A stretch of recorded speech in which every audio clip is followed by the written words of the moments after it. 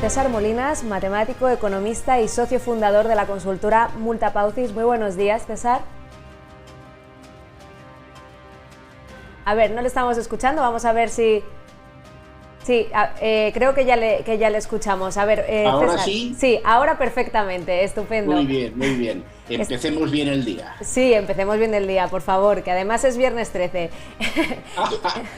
Le queríamos preguntar primero, bueno, hacer la situación económica actual, la economía actual. Estamos pendientes de qué es lo que sucede en Estados Unidos, por un lado, qué es lo que va a pasar con la vacuna. Luego aquí tenemos los presupuestos generales del Estado, que parece que ayer se tumbaron aquellas 7 enmiendas que tenían.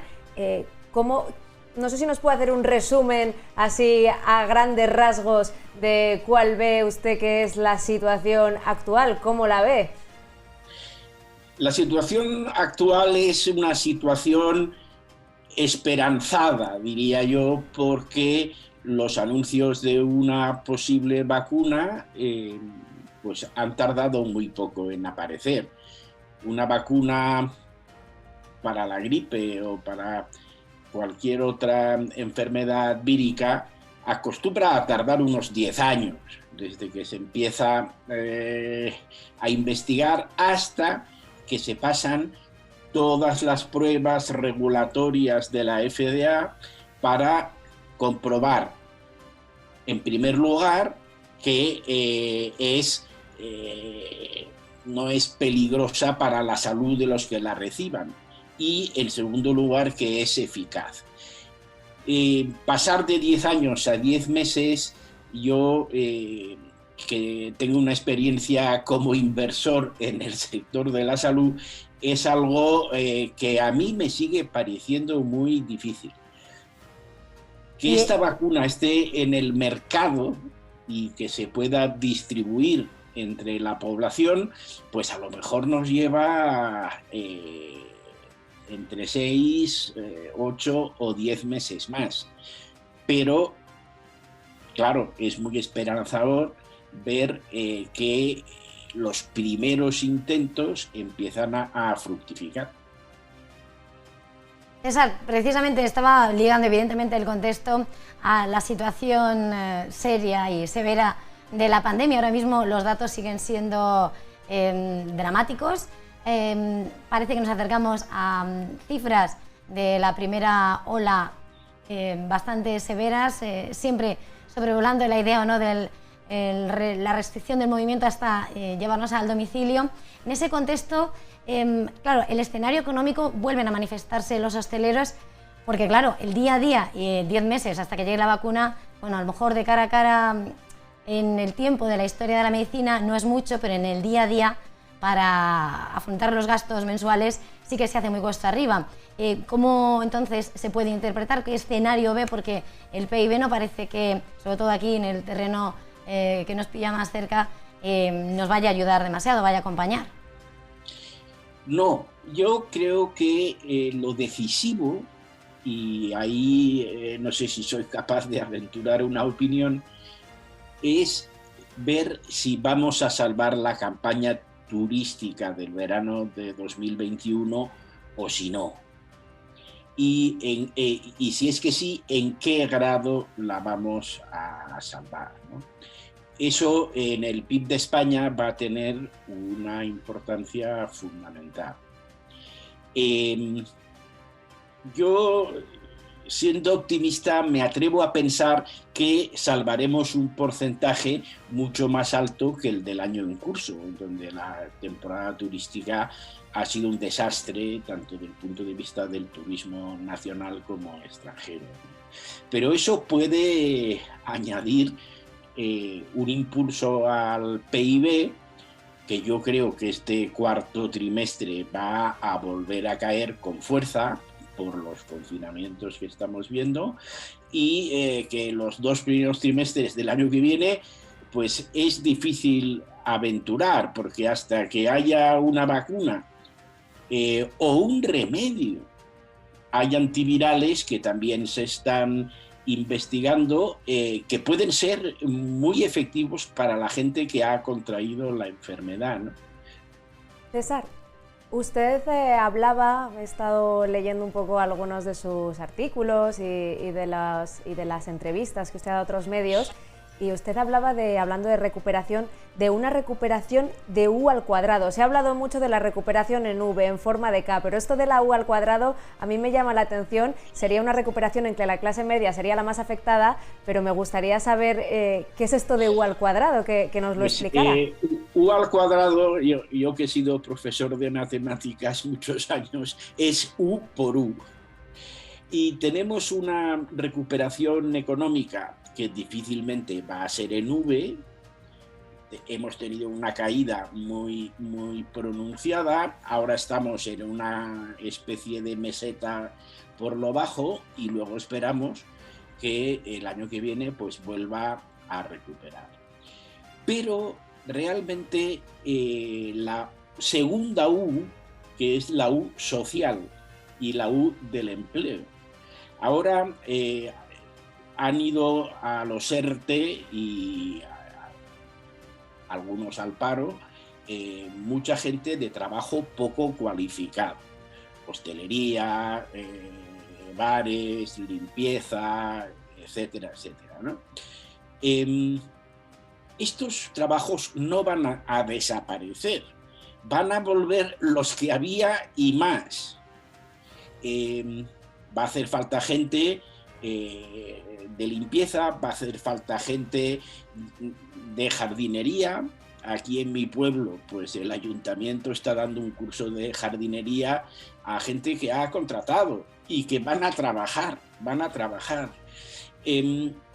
Por otra parte, el trabajo muy cualificado también se va a recuperar, es el que va a continuar creciendo con fuerza.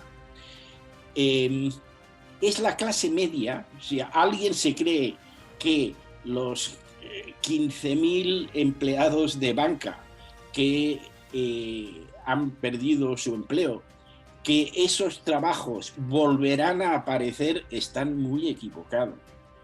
Para lo que son empleos de clase media, realmente no van a volver.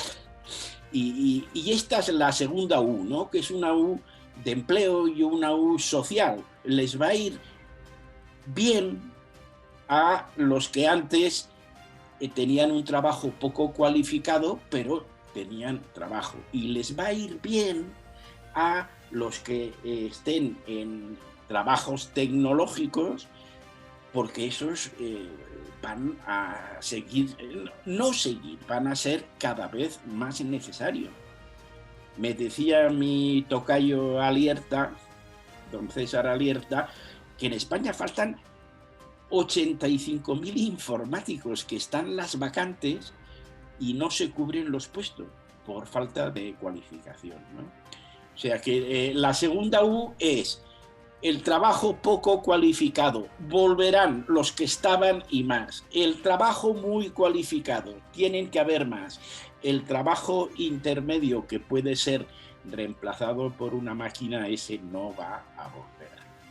César, las previsiones que nos dibuja, bueno, realmente no son demasiado halagüeñas, pero bueno, en ese contexto en el que hablaba, pues esa falta de trabajos cualificados sí va a ser más fácil que vuelvan, de otro nivel de formación no. Está claro que en España, lo decía el boletín del Banco Central Europeo hace unos días, la debilidad es la vulnerabilidad de nuestra economía por aquello de que nos ligamos a servicios, hostelería y turismo. Ahora, para tratar de mover un poco ese turismo, aunque bueno, el destino en tierra ya es otra cosa, pero se trata de introducir esas PCRs en los aviones para hacer que la gente venga, que la gente se mueva. De alguna manera el turismo podrá ayudar a reconstruir parte de ese escenario, pese a que, bueno, tal vez, claro, todo pasa porque se vuelva a apostar por una industria, una tecnología, como estaba comentando, que aquí pues no tenemos informáticos suficientes para esa demanda. Es por eso un cambio de orientación económica lo que se precisa. ¿Va a servir de algo pero claro, todo pasa porque llegue dinero por parte del turismo o de donde sea, ¿no?